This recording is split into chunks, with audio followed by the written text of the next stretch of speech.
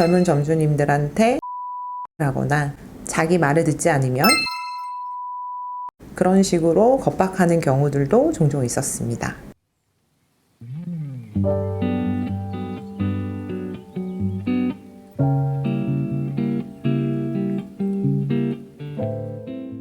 안녕하세요. 법무법인 숲의 송윤 변호사 가맹거래사입니다.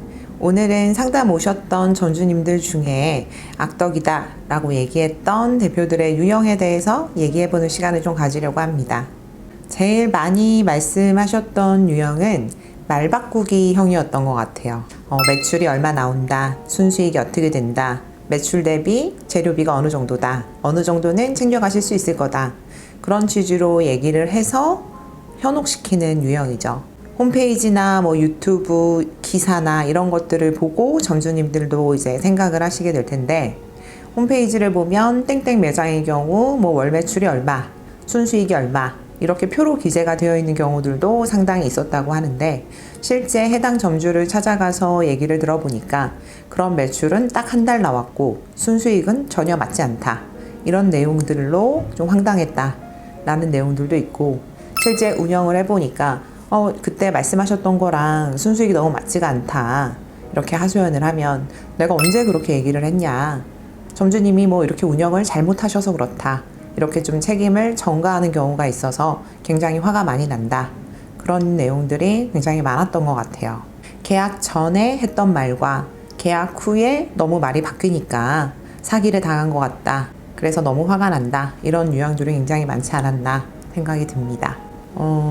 좀 과하게 통제하는 좀 제왕과 같은 대표형도 있었던 것 같아요. 정말 하나부터 10까지 매장 운영이라든가 매출이라든가 이런 부분들을 일일이 이제 보고하도록 하고, 냉장고까지 뒤져서 혹시라도 사입하는 물건이 있는지 그런 부분들까지 다 간섭하고 직원 채용까지 간섭하는 경우도 있었던 것 같습니다. 그 다음에는 막말형.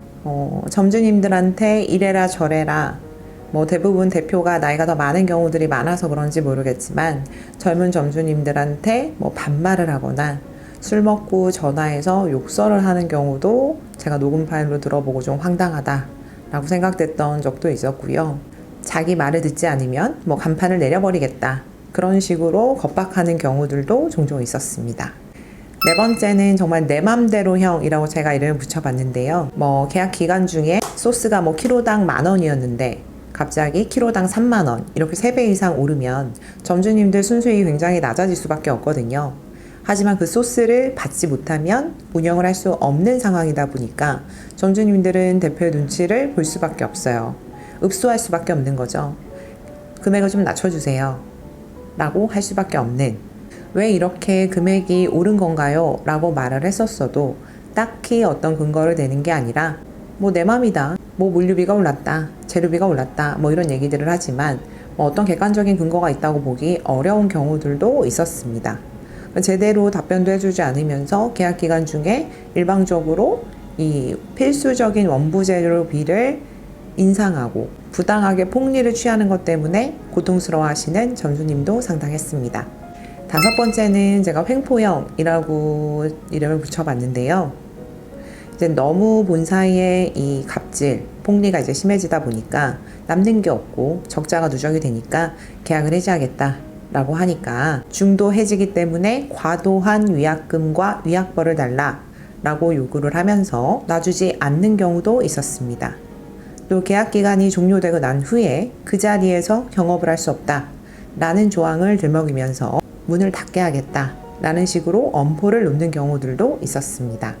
제가 편하게 5가지 유형으로 나눠보기는 했지만 모든 본사 대표들이 이렇다 이런 건 당연히 아니고요. 저희 사무실에 내방하신 분들은 정말 이제 억울하고 또 소송까지 생각하시는 분들이 많이 오시다 보니까 이런 내용들이 많이 있었던 것 같고, 저도 이제 얘기를 들으면서 이게 막을 수 있는 방법이 있나 생각을 해보는데, 이 가맹사업의 구조상 좀 어려울 수 있겠다, 한 개인의 문제로 치부하기에는 좀 어렵다라는 생각이 들 때가 있어요.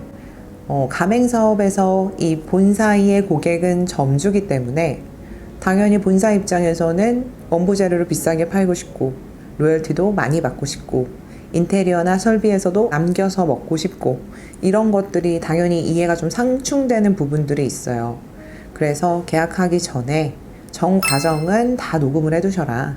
말 바꾸기를 하지 못하도록 늘 말씀을 드리고 있고, 계약서도 날인을 하시기 전에 꼭 전문 변호사와 상담을 받으셔서 이런 독소조항, 과도한 위약금이나 위약벌, 경업금지 의무가 있는지 확인을 하시는 게 좋고, 본사로부터 반드시 구입해야 되는 필수 품목들이 있다 라고 하면 계약서의 별첨의 형식으로 본사가 공급하는 기준에 대해서 명기를 해두시는 것이 안전할 것 같습니다. 감사합니다.